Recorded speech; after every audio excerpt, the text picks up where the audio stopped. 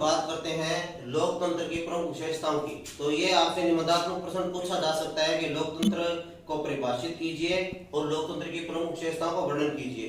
तो लोकतंत्र की प्रमुख विशेषताओं का वर्णन हम कर रहे हैं, वो आपको पिछली वीडियो में करवाया गया है। लोकतंत्र की परिभाषा पिछली वीडियो में हो चुकी है। तो आज हम बात करते हैं लोकतंत्र की विशेषताओं की। इसमें पहली विशेषता है जनता का शासन। लोकतंत्र है वो जनता का शासन है। इसमें संपूर्ण जनता का अंश निहित है। जनता का अर्थ प्रत्येक व्यक्ति से है, न कि किसी समुदाय, भाषा, नस्ल, व्यक्ति के विशेष से। लोकतंत्र किसी विशेष नस्ल, वर्ग, भाषा या संस्कृति का शासन नहीं है, बल्कि इसमें हर व्यक्ति का अपना योगदान है। अतः लोकतंत्र जनता का शासन है। दूसरा बिंदु है जनता द्वारा निर्मित शासन।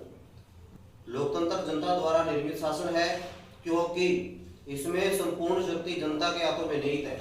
सरकार का निर्माण जनता द्वारा किया जाता है और जनता के चुने हुए प्रतिनिधि सरकार बनाते हैं और सार्वजनिक हितों की रक्षा करते हैं। तीसरा बिंदु है लोकतंत्र शासन एक साधन है, साध्य नहीं। इसका भाव क्या है? इसका भाव यह है कि लोकतंत्र हमेशा से एक साधन रहा है, कभी साध्य नहीं रहा माना जाता है, बल्कि शासन को एक साधन माना गया है। लोकतंत्र मुख्य दो लक्ष्यों की प्राप्ति आवश्यक रूप से करता है। इसका पहला लक्ष्य है व्यक्ति की स्वतंत्रता, गौरव की रक्षा करना और सार्वजनिक हितों की रक्षा करना। ये दो मुख्य लक्ष्य है, आवश्यक रूप से होने चाहिए। चौथा बिंदु है जनता के प्रति उत्तरदायी शासन। लोकतंत्र है वो लोक प्रभुत्व सिद्धांत पर आधारित है। ये आपके आते लघुत्रात्मकों में प्रश्न बन सकता है। इसका मुख्य सिद्धांत क्या है? लोक प्रभुत्व। छोटा प्रश्न बन सकता है। इस प्रकार से छोटे छोटे अनेक प्रश्न बीच में आते हैं, उसको अंडरलाइन किया जाता है और आपको उस पर ध्यान भी देना है बीच में प्रश्न क्या बनता है। ये कोई जरूरी टीचर बताए, बच्चे का दिमाग भी अध्यापक से ज्यादा चलता है, तो वो भी खुद इसमें प्रश्न को ढूंढ सकता है। तो लोकतंत्र लोक प्रभुत्व के साथ जाता है। उनके कार्य के लिए वह अपने जो कार्य है उसके लिए जनता के प्रति उत्तरदायी होता है। जनमत का सम्मान नहीं होने पर अथवा संवैधानिक अवहेलना होने पर अथवा निरंकुशता आने पर जनता के पास ये अधिकार है कि वह अपने जनमत के द्वारा प्रतिनिधि अथवा सरकार को बदल सकती है। तो पांचवा बिंदु है लोकतंत्र विकासशील शासन। लोकतंत्र को विकासशील शासन इसलिए कहा गया है क्योंकि यह अनेक अवस्थाओं से गुजरा है। अनेक अवस्थाओं से गुजरा है। प्रारंभ में इसमें शायद कुछ कमियां थी जो आगामी कुछ समय अंतराल के दौरान उसमें सुधार आते गए। तो इस प्रकार यह कई अवस्थाओं से गुजरा। पहले लोकतंत्र था वो व्यक्तिवादी सिद्धांत पर था, बाद में उदारवादी लोकतंत्र ने इसका स्थान ले लिया और वर्तमान काल में यह लोक कल्याणकारी अवधारणा को प्रस्तुत करता है। प्रारंभ में लोकतंत्र व्यक्ति की राजनीतिक स्वतंत्रता, समानता और संवैधानिक शासन पर बल देता था, लेकिन वर्तमान में इसके साथ साथ सामाजिक आर्थिक क्षेत्र में समानता और न्याय के सिद्धांतों को भी यह अपने अंदर समाहित कर चुका है। भाव यह है कि पहले तो इसका मुख्य उद्देश्य था वह स्वतंत्रता, समानता और संविधान की रक्षा करना और संविधान के अनुसार शासन चलाना था, लेकिन वर्तमान में इनके साथ साथ ये तो है, इनके साथ साथ सामाजिक व आर्थिक क्षेत्र में समानता और न्याय के सिद्धांत को भी समाहित किया गया है। इस प्रकार लोकतंत्र के मूल्यात्मक स्तर में वृद्धि हुई है। यानी पहले इसके जो कार्य थे वो कुछ कम थे, लेकिन वर्तमान में इसके कार्य और बढ़ गए, लोक कल्याणकारी कार्य और बढ़ गए। तो इसको मूल्यात्मक स्तर में इनकी वृद्धि हुई है। अतः लोकतंत्र है वह कई अवस्थाओं से गुजरा हुआ माना जाता है। ये मुख्य लोकतंत्र की विशेषता है। आज हम बात करेंगे लोकतंत्र की दो शासन व्यवस्थाओं की या शासन प्रणालियों की, जिसमें एक है प्रत्यक्ष अथवा शुद्ध लोकतंत्र। प्रत्यक्ष लोकतंत्र का एक दूसरा नाम शुद्ध लोकतंत्र है और दूसरा है अप्रत्यक्ष लोकतंत्र या प्रतिनिधि लोकतंत्र। पहले हम बात करेंगे इसमें प्रश्न किस प्रकार से आएगा। इसमें प्रश्न दो प्रकार से आ सकता है। आपसे पूछ सकता है कि प्रत्यक्ष लोकतंत्र शासन प्रणाली किस देश में है, इसकी मुख्य विशेषता क्या है, या प्रत्यक्ष लोकतंत्र अथवा अर्थात शुद्ध लोकतंत्र का वर्णन करो, अति लघुतरात्मक पूछ सकता है। और बड़े प्रश्नों में लघुतरात्मक में पूछ सकता है कि प्रत्यक्ष लोकतंत्र अथवा अप्रत्यक्ष लोकतंत्र में क्या अंतर है, तो इस प्रकार से प्रश्न को पूछ सकता है। तो आज हम बात करेंगे प्रत्यक्ष लोकतंत्र तथा शुद्ध लोकतंत्र की। देखो, प्रत्यक्ष लोकतंत्र और शुद्ध लोकतंत्र का अर्थ क्या है, यानी लोकतंत्र का वह प्रारूप या तरीका जिसमें जनता स्वयं बिना किसी प्रतिनिधियों के अथवा कार्यवाहकों के प्रभु सत्ता का इस्तेमाल खुद करती है, उसे प्रत्यक्ष लोकतंत्र कहते हैं। इसमें जनता स्वयं नीति संबंधी कानून बनाती है, फैसले लेती है, न्यायिक व्यवस्था बनाती है, प्रशासनिक अधिकारियों की नियुक्ति करती है। और यह जो प्रत्यक्ष लोकतंत्र है या शुद्ध लोकतंत्र प्रणाली है, यह कम जनसंख्या वाले अथवा छोटे राज्यों के लिए उपयुक्त प्रणाली है। बड़ी जनसंख्या में यह प्रणाली संभव नहीं है। वर्तमान में यह प्रणाली केवल स्विट्जरलैंड के 5 प्रांतों में ही है। प्राचीन काल की बात करें तो यह जो अर्थात प्रत्यक्ष लोकतंत्र शुद्ध लोकतंत्र प्रणाली है, वो यूनान के नगर क्षेत्रों में थी। अब हम बात करेंगे अप्रत्यक्ष लोकतंत्र प्रणाली की। यह प्रणाली बड़े राज्यों के लिए अथवा अधिक जनसंख्या वाले प्रांतों के लिए उपयुक्त है। इस शासन व्यवस्था में जनता प्रत्यक्ष शासन की शक्ति का प्रयोग नहीं करती, अर्थात स्वयं कोई निर्णय नहीं कर सकती, बल्कि अपने चुने हुए प्रतिनिधियों के माध्यम से वह अपने अधिकारों का अथवा अपने कार्यों को करवा सकती है, अर्थात प्रभु सत्ता का प्रयोग कर सकती है। भारत केवल देखो प्रत्यक्ष लोकतंत्र अथवा शुद्ध लोकतंत्र प्रणाली वर्तमान में केवल एक देश स्विट्जरलैंड में है। शेष अधिकांश देशों में अप्रत्यक्ष अथवा प्रतिनिधि लोकतंत्र शासन प्रणाली है।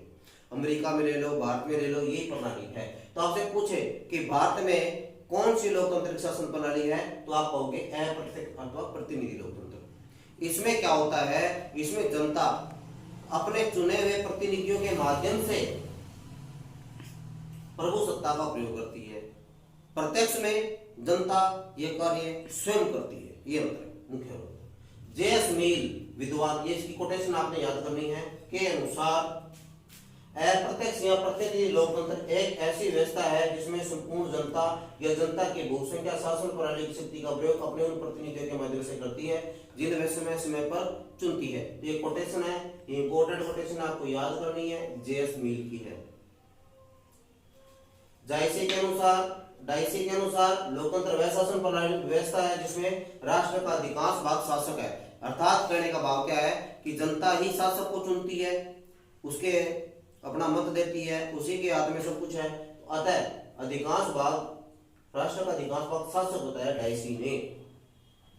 दूसरा, सीधे नमक विद्वान के मतानुसार लोकतंत्र वह शासन प्रणाली जिसमें प्रत्येक व्यक्ति का शासन कार्य में भाग होता है, यानी शासन को चलाने में प्रत्येक व्यक्ति का भाग होता है, क्योंकि इसमें प्रतिनिधियों के माध्यम से शासन चलाया जाता है जो जिसको जनता स्वयं चुनती है। एक बात और है, प्रत्यक्ष लोकतंत्र में हर्नशो नाम के विद्वान की कोटेशन मुख्य है, ये आपको थोड़ी सी याद करनी है, वो पूछेगा। वास्तविक अर्थों में लोकतांत्रिक शासन वह है जिसमें संपूर्ण जनता स्वयं प्रत्यक्ष रूप से बिना किसी कार्यवाहक के अथवा प्रतिनिधि के प्रभु सत्ता का प्रयोग करती है, यानी इसमें जनता ही सब कुछ करती है, बीच में कोई माध्यम नहीं होता। यही दोनों में अंतर है। धन्यवाद। लोकतंत्र की विशेषताओं के बाद हम बात करेंगे लोकतंत्र के आलोचनात्मक परीक्षण की। आलोचनात्मक परीक्षण का मतलब होता है लाभ और दोष दोनों की समीक्षा करना। ये ध्यान रखना पड़ेगा, होता है ना उसमें गुण होते हैं और ना इसमें अकेले दोष होते हैं, दोनों का ही स्वरूप आलोचनात्मक परीक्षण कहलाता है। तो पहले हम लोकतंत्र के गुणों की बात करते हैं। इसका पहला बिंदु है सार्वजनिक हित में वृद्धि। लोकतंत्र में सार्वजनिक हितों को विशेष महत्व दिया जाता है, क्योंकि शासन का जनता के प्रतिनिधि सार्वजनिक हितों के वायदे पर चुनाव लड़ते हैं। यानी लोकतंत्र में जब चुनाव लड़ा जाता है तो पहले जनता से सार्वजनिक हितों अथवा कार्यों का वादा किया जाता है, उस वायदे के अनुरूप चुनाव लड़ते हैं और भविष्य में भी उनको चुनाव लड़ना होता है। अतः वे सार्वजनिक हितों का विशेष ध्यान रखते हैं, उन्हें सार्वजनिक हितों का विशेष ध्यान रखना पड़ता है। दूसरे इसकी विशेषता है कार्यकुशल शासन। लोकतंत्र दुनिया में सर्वाधिक अपनाया जाने वाला शासन तंत्र है, अथवा यूं कहें तो लोकतंत्र सबसे अधिक कार्यकुशल शासन प्रणाली है। इसमें नीतियां जनमत के अनुसार बनती हैं, यानी जनता की क्या इच्छा है उस हिसाब से नीतियां अथवा कानून है वो बनाए जाते हैं परिस्थितियों को देख करके, और यह जनता के प्रति उत्तरदायी है। यानी कोई भी सरकार कोई भी कार्य करती है तो वह जनता के प्रति उत्तरदायी है। अगर वह जनता को अच्छा नहीं लगता तो जनता के पास आगामी वर्षों में सरकार को बदलने का अधिकार है। तीसरा बिंदु है सार्वजनिक शिक्षा का साधन। जनता सार्वजनिक समस्याओं पर अपनी राय प्रकट करती है। लोकतंत्र में व्यक्तिगत हितों का ध्यान कम रखा जाता है, क्योंकि लोकतंत्र में हर एक व्यक्ति, चाहे वो अमीर है चाहे वो गरीब है, चाहे उसके पास बहुत कुछ है चाहे किसी के पास कुछ नहीं है, तो सभी का जो कीमत है वोट की वो एक जैसी है। इस कारण जो जनप्रतिनिधि हैं वो सभी लोगों के हितों का ध्यान रखते हुए कार्य करते हैं, जिससे सार्वजनिक शिक्षा अर्थात सार्वजनिक हितों की भावना का विकास होता है। इसमें एक व्यक्ति विशेष का ध्यान नहीं रखा जाता। जनता जनमत के निर्माण के साधनों व आम चुनाव के माध्यम से विभिन्न समस्याओं पर अपना ध्यान आकर्षित करती है। समय समय पर विभिन्न चुनाव आते हैं।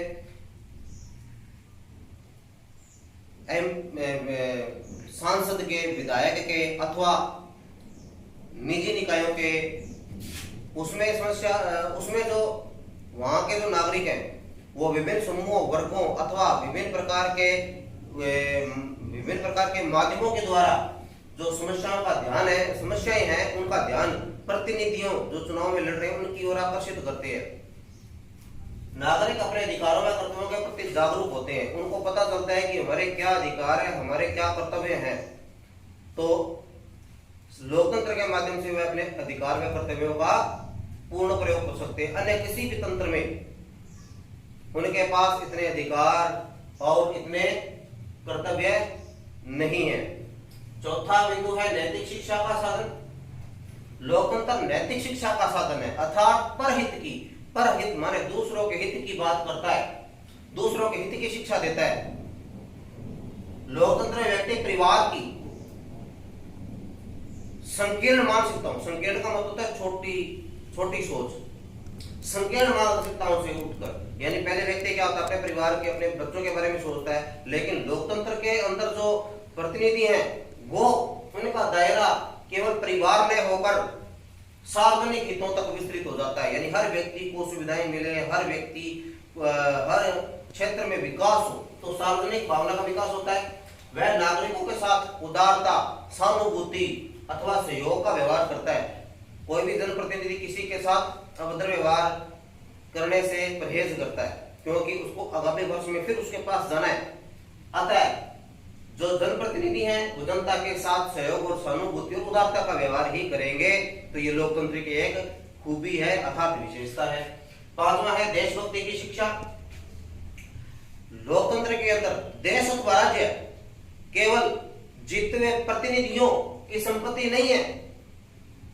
मान लो कि वर्तमान में हमारे देश के प्रधानमंत्री नरेंद्र मोदी जी हैं और राज्य में गहलोत जी की सरकार है, तो ये गहलोत जी के ये राज्य नहीं मान करके वहां उनके पास अधिकार है, वे कुछ परिवर्तन कर सकते हैं, कुछ जनता के हितों में निर्णय ले सकते हैं, और लोकतंत्र में ऐसा होता है। लेकिन वास्तव में वह संपत्ति जनता की मानी जाती है। तो शासक वर्ग की संपत्ति न मान करके जनता की संपत्ति मानी जाती है। तो इससे क्या होता है, जनता में राष्ट्र के प्रति प्रेम और लोकतंत्र के प्रति सम्मान बढ़ता है। छठा बिंदु है समानता व स्वतंत्रता पर आधारित शासन। लोकतंत्र समानता व स्वतंत्रता पर आधारित शासन है, अतः यह दुनिया के अधिकांश देशों में लागू है। लोकतंत्र में जाति, भाषा, धर्म के आधार पर कोई भेदभाव नहीं किया जा सकता, क्योंकि सभी की जो कीमत है वोटों की, मैंने आपको बताया, वो एक ही है। अतः सभी को समानता का दर्जा दिया जाता है विधि के समक्ष। विधि का मतलब कानून है, विधि का मतलब तरीका भी होता है, विधि का मतलब यहाँ पर कानून से है। कानून के समक्ष वह सभी को कर्तव्यों व अधिकारों की स्वतंत्रता लोकतंत्र में प्रदान की जाती है। अब हम अगले गुण की चर्चा करते हैं। लोकतंत्र का अगला गुण है क्रांति से सुरक्षा। देखो, लोकतंत्र में क्रांतियों का स्थान नगण्य है, क्योंकि क्रांतियां ऐसे राज्यों में होती हैं जहां पर किसी एक वर्ग या धर्म विशेष अथवा जाति विशेष का अधिकार हो और वह दूसरे के अधिकारों की अवहेलना करे, तो वहां पर क्रांति होती है। लेकिन लोकतंत्र में ऐसा नहीं होता। लोकतंत्र में सभी वर्गों का दायित्व साथ में ही होता है, अर्थात सभी वर्गों को महत्व दिया जाता है, सभी वर्गों को साथ लिया जाता है। लोकतंत्र में शासन जनता के प्रति उत्तरदायी होता है। सभी पक्षों में को मत प्रस्तुत करने का और चुनाव लड़ने का अधिकार है। कोई भी जाति का व्यक्ति, कोई भी धर्म का व्यक्ति वह अपना जो वोट अर्थात मत है वो किसी को भी दे सकता है, और कोई भी जाति धर्म संप्रदाय का व्यक्ति चुनाव लड़ सकता है। उसको स्वतंत्रता प्रदान की गई है, अर्थात उसको संपूर्ण अधिकार दिए जाते हैं लोकतंत्र में, जिसके कारण क्रांति नहीं होती, अर्थात जब उसके हितों को ठेस नहीं पहुंचे तो क्रांति नहीं होती। सातवां बिंदु है कला, साहित्य, संस्कृति व विज्ञान की प्रगति में सहायक। अधिनायकवाद और कुलीन तंत्र अथवा राजतंत्र में जो सभी क्षेत्रों पर जो नियंत्रण होता है वो किसी एक व्यक्ति का होता है, और उस व्यक्ति पर निर्भर है कि वह किस सोच का व्यक्ति है, अर्थात सार्वजनिक हितों की, संस्कृति की रक्षा कर सकता है या नहीं। लेकिन लोकतंत्र में ऐसा नहीं होता। लोकतंत्र में सभी क्षेत्रों पर जो नियंत्रण होता है, अर्थात जनता के प्रतिनिधि नियुक्त होते हैं, वो जनता के हितों की अवहेलना नहीं कर सकते। अतः लोकतंत्र में कला, साहित्य, संस्कृति और विज्ञान की प्रगति में विश्वास रखता है लोकतंत्र। अगला बिंदु है स्वतंत्र व निष्पक्ष न्यायपालिका। लोकतंत्र में स्वतंत्र व निष्पक्ष न्यायपालिका होना आवश्यक है, यह एक आवश्यक तत्व है। स्वतंत्र न्यायपालिका के बिना हम लोकतंत्र की कल्पना नहीं कर सकते, क्योंकि न्यायपालिका ही व्यक्ति की स्वतंत्रता और शासन की निरंकुशता पर लगाम लगाती है। जो व्यक्ति की स्वतंत्रता की रक्षा में शासन की अनुचित नीतियों का विरोध करने का साथ देती है, यानी अगर शासन की नीतियां गलत है तो व्यक्ति न्यायपालिका के पास जाकर के अपने अधिकारों की रक्षा कर सकता है। नौवां बिंदु है संविधान में आस्था। लोकतंत्र संविधान में आस्था रखता है, और संविधान जनता को देख करके बनाया जाता है। जितने भी कानून है वो जनता के हित के लिए बनाए जाते हैं। अतः लोकतंत्र में कानून अर्थात विधि पे विश्वास रखना होता है। जो भी व्यक्ति इसके अवहेलना करता है उसको न्यायपालिका द्वारा दंडित किया जाता है। यह शक्ति के विकेंद्रीकरण में विश्वास करता है। संविधान है वो शक्ति के विकेंद्रीकरण में विश्वास करता है। विकेंद्रीकरण करने का मतलब है शक्तियों का विभाजन, यानी लोकतंत्र में किसी एक व्यक्ति के पास सभी शक्तियां नहीं होती, शक्तियों का विभाजन किया जाता है। इसी को शक्ति का विकेंद्रीकरण कहते हैं। तो जिसके कारण संविधान के प्रति आस्था बढ़ती है और लोकतंत्र में व्यक्ति अपने आप को स्वतंत्र मानता है। अगला बिंदु है शक्तिशाली शासन व्यवस्था। लोकतंत्र में व्यक्ति राष्ट्र प्रेम का भाव होता है, क्योंकि राष्ट्र के जनप्रतिनिधि जनता की भावनाओं का ख्याल रखते हैं, तो व्यक्ति भी राष्ट्र प्रेम के प्रति जागरूक होता है। जनहित पर आधारित होने के कारण लोकतंत्र है, यह जनहित पर आधारित शासन है। यदि राष्ट्र पर जब भी कोई संकट आता है तो जनता है वह एक व्यक्ति के रूप में उस संकट का मुकाबला करने के लिए तैयार हो जाती है। तो ये एक शक्तिशाली शासन व्यवस्था है। मान लो कि हमारा किसी पड़ोसी देश से, पाकिस्तान अर्थात चीन से या हमारे शत्रु राष्ट्र से कोई युद्ध की संभावना अथवा युद्ध होता है, तो राष्ट्र के सभी धर्म जाति वर्ग के लोग अपने राष्ट्र के प्रति पूरी निष्ठावान हो जाते हैं। वही बात यहाँ पर है। अगला बिंदु है विश्व शांति का समर्थक। लोकतंत्र हमेशा विश्व शांति का समर्थक रहा है। देखो, कुलीन तंत्र, राजतंत्र, अधिनायक ये सैनिक शासन में विश्वास करते हैं और अपने नीतियों को दूसरे देशों पर अथवा जनता पर जबरदस्ती थोपते हैं। लेकिन लोकतंत्र में ऐसा नहीं होता। लोकतंत्र विश्व शांति एवं सहयोग में आस्था रखता है और राष्ट्रों के जो शांतिपूर्ण सहअस्तित्व में भी विश्वास करता है। यानी हम भी शांति से रहें और हमारे क्षेत्र में भी शांति व्यवस्था कायम हो, इस प्रकार विश्वास रखता है। इसी कारण लोकतंत्र में राष्ट्रों का विकास अधिक होता है। राष्ट्रों के बीच अगर कोई विवाद है, जैसे हमारा चीन से सीमा का विवाद है, पाकिस्तान से आतंकवाद के विषय पर मतभेद है और जल समझौते में भी हमारा बांग्लादेश और भारत का जल समझौते पर भी थोड़ा विवाद है, तो लोकतंत्र में ऐसे विवादों को वार्ता से, आपसी बातचीत करके, समझौता करके अथवा अंतर्राष्ट्रीय कानूनों के द्वारा उसको सुलझाया जाता है, जिससे कि टकराव की स्थिति पैदा नहीं होती और विश्व में शांति बनी रहती है। तो इस प्रकार आज हमने लोकतंत्र के गुणों की चर्चा की। नेक्स्ट वीडियो में हम लोकतंत्र के दोषों का भी जिक्र करेंगे।